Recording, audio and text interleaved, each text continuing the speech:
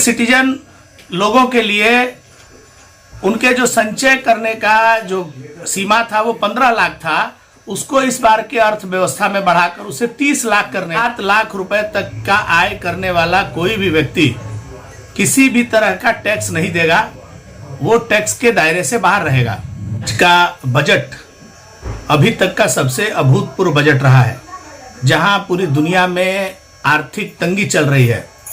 ऐसे में भारत का यह बजट भारत के निम्न मध्यवर्गीय लोगों को राहत पहुंचाने वाला बजट रहा है। जैसा कि आप जानते हैं 2014 के पहले 3 लाख रुपए का इनकम टैक्स का स्लैब था।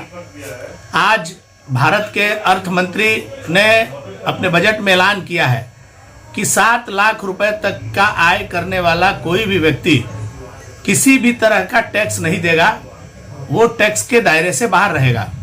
इसके साथ ही एक बड़ी पहल किया है, आदिवासियों के विकास के लिए देश में सैकड़ों एकलव्य विद्यालय खोलने की भी घोषणा वित्त मंत्री ने किया है। 2014 में भारत दुनिया का 10वें स्थान पर अर्थव्यवस्था में उसका स्थान होता था। इस बार के बजट में इस आकलन को पार करते हुए भारत दुनिया का 5वां सबसे मजबूत अर्थव्यवस्था बनकर उभरा है। साथ ही साथ कई एक ऐसे विषय हैं सीनियर सिटीजन लोगों के लिए, उनके जो संचय करने का जो सीमा था वो 15 लाख था, उसको इस बार के अर्थव्यवस्था में बढ़ाकर उसे 30 लाख करने का ऐलान किया गया है।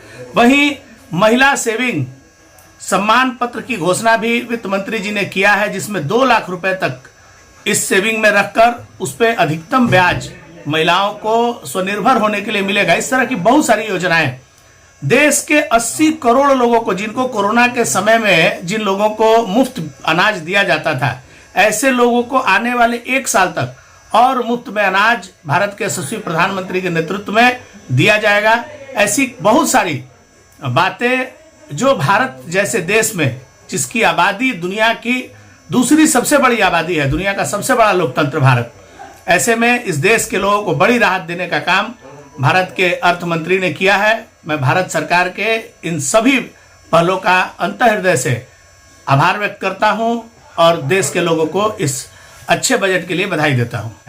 वहीं महिला सेविंग सम्मान पत्र की घोषणा भी वित्त मंत्री जी ने किया है, जिसमें 2 लाख रुपए तक इस सेविंग में रखकर उस पर अधिकतम ब्याज महिलाओं को स्वनिर्भर होने के लिए मिलेगा। इस तरह की बहुत सारी योजनाएं देश के 80 करोड़ लोगों को, जिनको कोरोना के समय में जिन लोगों को मुफ्त अनाज दिया जाता था, ऐसे लोगों को आने वाले 1 साल तक और मुफ्त में अनाज भारत के यशस्वी प्रधानमंत्री के नेतृत्व में दिया जाएगा।